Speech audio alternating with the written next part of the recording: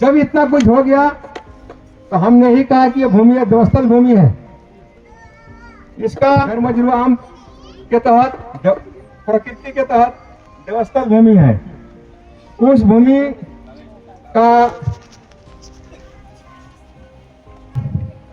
खाता नंबर 95 है, plot number 621 है और 5 एकड़ कुल रकबा 5 एकड़ 97 डिसमिल है।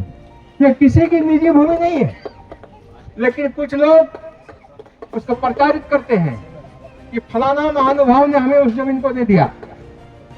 उस जमीन, जबकि मालूम होना चाहिए कि सीएनटी एक्ट का जमीन और गैरमजरूह खाता का जमीन अहस्तांतरणीय है। यह कभी स्थानांतरण नहीं हो सकता है। इसको आप दान भी नहीं दे सकते हैं। दान के लिए भी यह आपको बहुत प्रोसेस से ये करना पड़ेगा। तो इसी के संदर्भ में हम लोगों ने कहा कि भाई जब मैंने आप नहीं कर रहे हैं तो खाली घर बनाने के लिए और बस्ती बसाने के लिए ये हमारा देवभूमि नहीं है, ये पूजा स्थल है। ये पूजा स्थल ही रहना चाहिए। हम लोगों ने किसी के आस्था पर खिलवाड़ नहीं किया, कोई पूजा बंद करो नहीं क्या कहा गया, आपकी उनके किसी कार्यक्रम पर रोक नहीं लगाई गई। हमने सिर्फ बोला कि अब इसमें बस्ती नहीं बैठना चाहिए, मकान नहीं बनना चाहिए। बहुत दिन पहले द्वितीय विश्व युद्ध के समय एक लेखक ने एक लेख लिखा था कि पहले उन्होंने कम्युनिस्ट को मारा, मैं चुप रहा क्योंकि मैं कम्युनिस्ट नहीं था। उसके बाद वो लोग यहूदियों को मारा, मैं चुप रहा क्योंकि मैं यहूदी नहीं था। फिर उन्होंने रेडिकलों को मारना शुरू किया, मैं चुप था क्योंकि मैं रेडिकल नहीं था। और अंत में वो मुझे मारने लगे, तो फिर बचाने वाला कोई नहीं था। ये स्थिति पैदा नहीं होना चाहिए।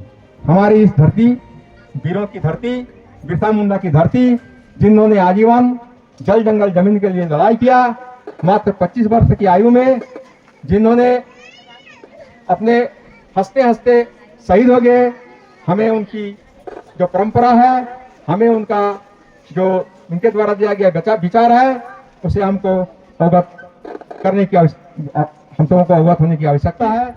आप यदि सत्य हैं तो साथ दीजिए, यदि आप साथ नहीं दे पाते हैं तो कम से कम असत्य का साथ मत दीजिए। हमने रजिस्ट्रार को ही कहा कि आप लोग तो रजिस्ट्रार हैं, पढ़े लिखे, पढ़ लिख के आए हैं, आपको यह भी नहीं पता है कि झारखंड में 2 प्रकार के जिले हैं, एक अनुसूचित, एक अनुसूचित रहित। हमारा रांची जिला एक अनुसूचित जनजाति वाला क्षेत्र है और ये अनुसूचित क्षेत्र सीडवाल एरिया में आता है। तो यहाँ के जितने भी पंचायत होंगे रांची जिला के 18 ब्लॉक में, कोई भी पंचायत के मुखिया होंगे तो जनजाति समुदाय से ही आएंगे।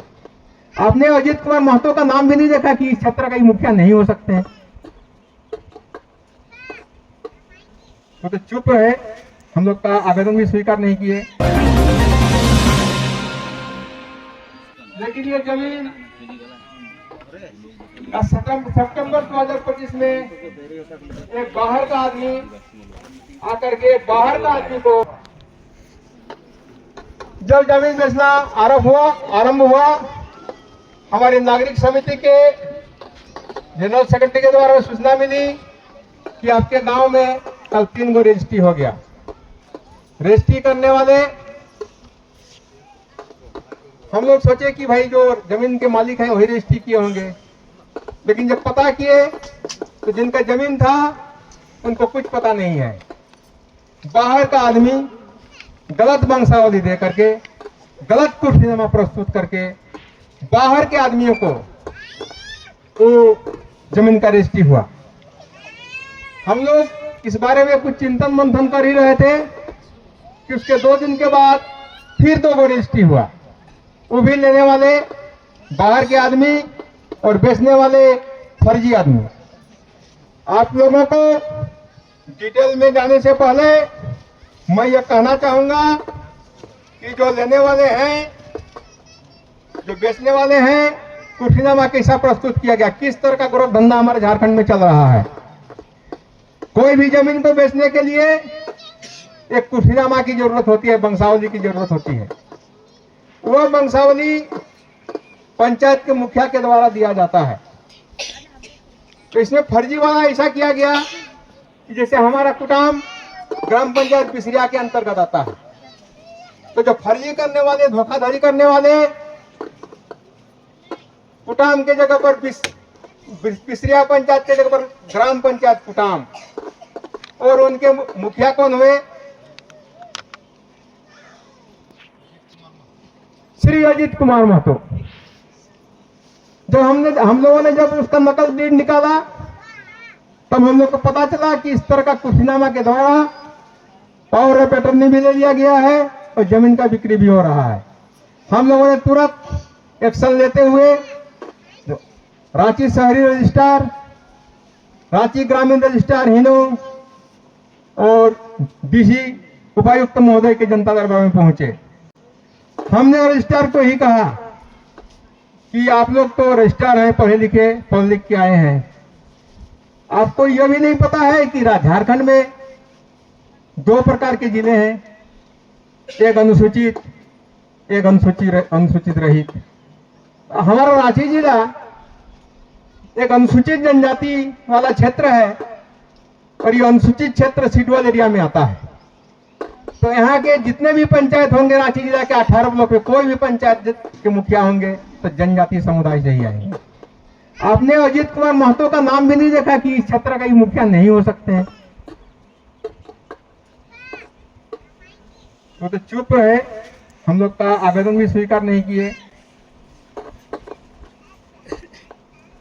फिर हम लोग डीसी साहब के पास गए, उनके सामने अपना बताए तो बोले कि हाँ ये तो फर्जी हुआ है और इस तरह का फर्जीवाड़ा को हम लोग रोकने का प्रयास किए हैं। तो इसके लिए वो बोले कि ठीक है, आप लोग जागरूक हैं, आप लोग इसको एक से तो नहीं रोक सकते हैं, ये बहुत फर्जीवाड़ा चल रहा है, उन लोग के ऊपर मैंने कार्रवाई करें। हम बोले डीसी साहब आप लोग तो हम लोग तो गरीब जनता है, हम लोग तो ज्यादा कुछ नहीं कर सकते हैं, हम लोग यही अनुरोध करेंगे कि जो हुआ है उसको आप तत्काल रद्द करने की कृपा करें।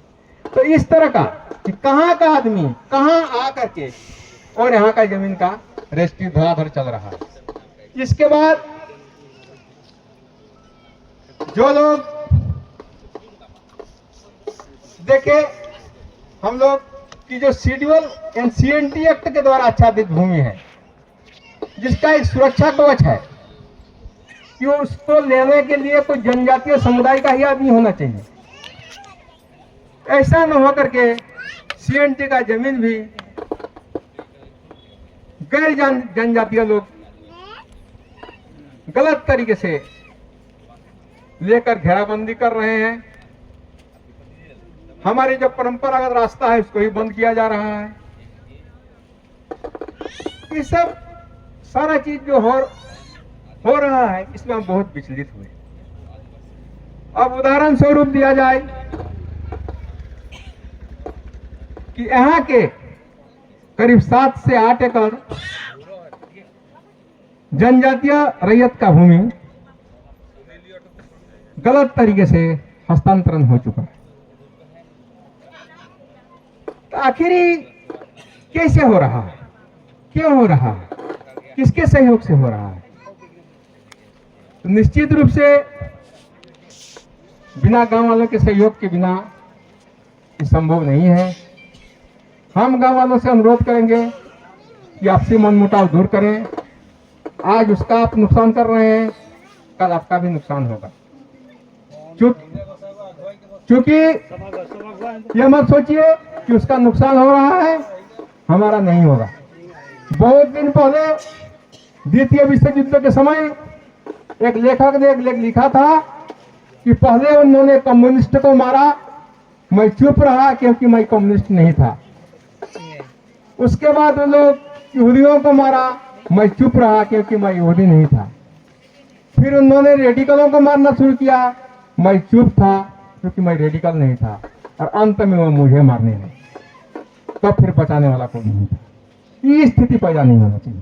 हमारी इस धरती, वीरों की धरती, बिरसा मुंडा की धरती, जिन्होंने आजीवन जल जंगल जमीन के लिए लड़ाई किया, मात्र 25 वर्ष की आयु में जिन्होंने अपने हंसते हंसते शहीद हो गए, हमें उनकी जो परंपरा है, हमें उनका जो उनके द्वारा दिया गया विचार है उसे हमको अवगत करने की हम लोगों को अवगत होने की आवश्यकता है। अब इसके बाद एक घटना और घटता है हमारे इस क्षेत्र के अंदर। 2018 में सरकार के द्वारा हमारे 100 साल से चालित हिंदी स्कूल को बंद कर दिया गया। उस समय एक संचालक आए, उन्होंने हमें बोला कि आप हमें जमीन दे दो, हम आपको भव्य स्कूल बना देंगे। उस स्कूल से ऐसा स्टूडेंट निकलेगा जो हल भी चलाएगा, हवाई जहाज भी चलाएगा। इसके साथ साथ हम स्वास्थ्य सेवा का भी डेवलप करेंगे और एक भव्य मंदिर का भी निर्माण करेंगे। बीते 8 साल तक हम लोगों ने इंतजार किया। हर साल हम लोग सोचते थे कि अभी तक स्कूल क्यों नहीं खुला। जब इतना कुछ हो गया तो हमने ही कहा कि यह भूमि देवस्थल भूमि है,